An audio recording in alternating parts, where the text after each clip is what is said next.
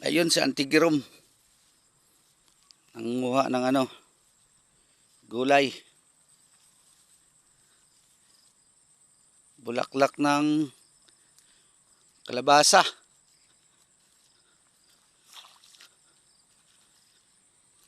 Masarap gulayin, guys. Ayan o. Tanim niyang kalabasa.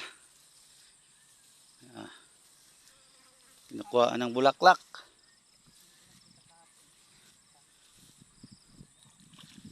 Sarap yan gisahin.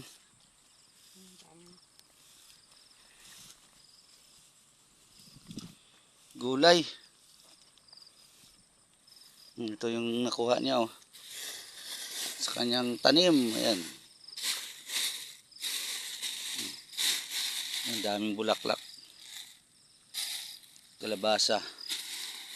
Ayan, talong. Sardinas lang, masarap na. Halo mo dyan.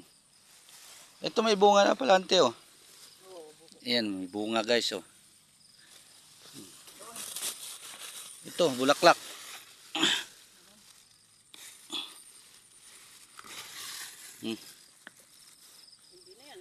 Ha?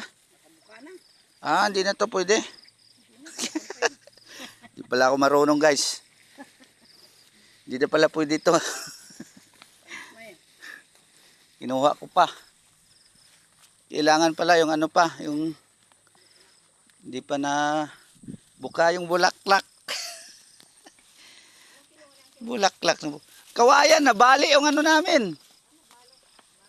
Nabali. Bumigay. Nakatawid lang kami doon sa may Pagtawid namin ng pilapil, yun bumigay na, nabali na.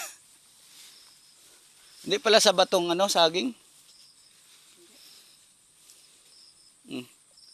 Yung talong niya Madaming bunga kaso maliliit, sira na yung iba.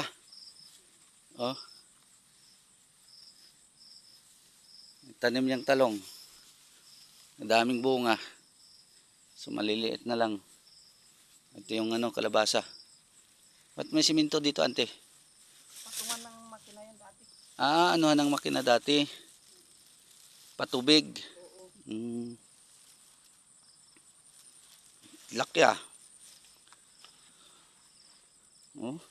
laki. Akit tayo.